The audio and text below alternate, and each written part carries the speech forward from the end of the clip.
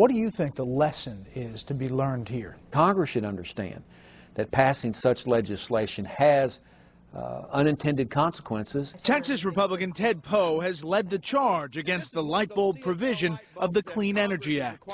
And the unintended consequences are that Americans are out of work.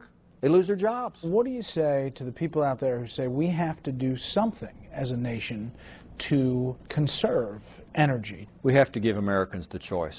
When it comes to energy efficiency, the federal government saying you shall go to green energy because there's not going to be any alternative is not the way to proceed. And so last July, Poe, along with the majority of his Republican colleagues, voted to repeal the ban. But a procedural quirk allowed the Democrats to sustain it. Among those voting for the repeal, one of the ban's original proponents, Congressman Fred Upton. The Michigan Republican wouldn't talk to us on camera about his change of mind, but in a statement to Fox News, he says, quote, "It was never my goal for Washington to decide what type of light bulbs Americans should use." Poe tells us that he and his Republican colleagues will keep pushing to repeal the ban. But that's cold comfort to Dwayne Madigan. How would you feel if the bill was repealed?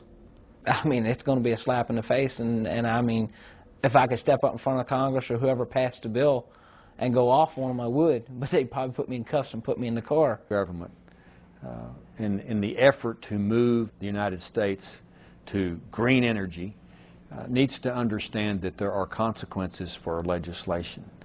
And this legislation affected real people. You think those jobs are gone forever? I think those jobs for those 200 people in Virginia are gone. They're not coming back to the United States. The simple fact is, you know, they cost me my job.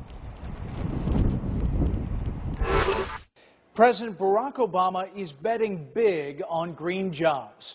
Consider this. When he visits a company outside Washington, chances are it has a green connection and a federal subsidy.